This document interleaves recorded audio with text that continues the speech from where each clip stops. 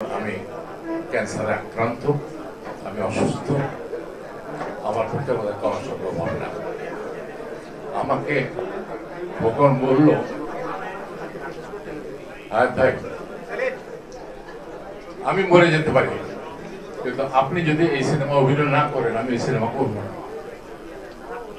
আপনাকে এবং দিলার ভাবিকে এই চরিত্রে অভিনয় করতে হবে, তাহলে আমি সিনেমা করবো না, আমি বসে থাকবো। আপনি কবে সুস্থ হবেন সেটা বলেন। আমি শুধু বলেছিলাম এটা তো আমি বলতে পারবো না, আমি আদৌ বাঁচবো কিনা সেটাও আমি জানি না। তবে আল্লাহর অশেষ রহমতে আপনাদের দোয়ায় আমি এখনো নিজে ফাইট করে যাচ্ছি, যুদ্ধ করে যাচ্ছি, আমি বেঁচে আছি, আমি কাজ করছি এবং হয়তো এই খোকনের এই চরিত্রটা করে আমি উজ্জীবিত হয়েছি। আমার মনের মধ্যে একটা শক্তি জন্মেছে যে না, আমি ফাইট করতে পারি। যে আমাদের মতো যারা বয়স্ক অভিনেতা অভিনেত্রী যারা আছি, আমাদেরকে আজকাল পরিচালকরা বাতিল করে দিয়েছে, অ্যাজ ইফ যে আমরা 40, 50, 60 বছর ধরে যে অভিনয় করছি আমরা সব ভুলে গেছি, আমাদেরকে ডাস্টবিনে ফেলে দেওয়ার মতো একটা অবস্থায় চলে এসেছে।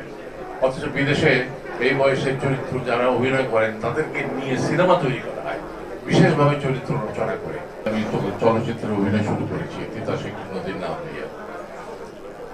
আমি 92 সাল পর্যন্ত মোটামুটি অভিনয় করে গেছি, ঠিক পেশাদার অভিনেতা হিসেবে না, কিন্তু বিভিন্ন চরিত্রে বিভিন্ন সিনেমাতে অভিনয় করেছি। 92 সালে আমি পেশাদার অভিনয় শুরু করলাম।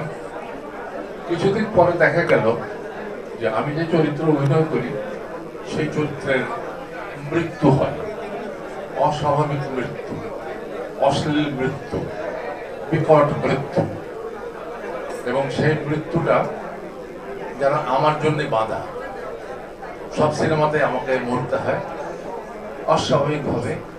তারপর আমার একটা ছবি দেয়ালে টাঙানো হয়, তারপর সারা ছবিতে সবাই কান্নাকাটি করে ওই ছবিটা নিয়ে, সেই চরিত্রটা আমি অভিনয় করি। যেহেতু আমি প্রফেশন হিসেবে নিয়েছিলাম, আমি করতাম অনেক এ ধরনের চরিত্রে, কিন্তু একটি সিনেমা করতে গিয়ে আমি বিদ্রোহ ঘোষণা করি। সেটা হলো জীবন চৌধুরীর একটি সিনেমা, আমার নামটা মনে নেই সিনেমার। আমাকে বনানী এবং গুলশানে 4 ঘন্টা ধরে বিভিন্নভাবে আমাকে আহত করা হয়। প্রথমে হাত কাটা হয়, তারপরে পা কাটা হয়, তারপরে জিভ কেটে ফেলা হয়, তারপরে গুলি করে মারা হয়, তারপরেও যখন মরে না তারপরে তলোয়ার দিয়ে খুঁচিয়ে খুঁচিয়ে মারা হয়। এবং তখন আমি বিদ্রোহ করি, আমি জীবন চৌধুরীকে বলি, এই কি অভিনয়, এই কি শিল্প, এই কি তোমার ক্রিয়েটিভিটি? একটা মানুষকে, একটি মৃত্যুকে তুমি এভাবে বিকট একটা চরিত্র রূপ দিয়ে সাধারণ মানুষকে উত্তেজিত করে তাদের যে বিবেক সেখানে দংশন করাও।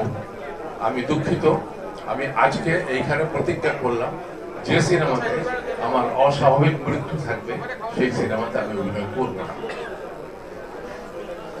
তখন যে আমাদের যে ফাইটার মুসলিম আলী আমাকে বলে, বস এটা কি করেন, আপনাদের মাইরা যে কত আনন্দ এটা আপনি বুঝবেন না, আপনাদের মারলে পাবলিকে হেভি খায়।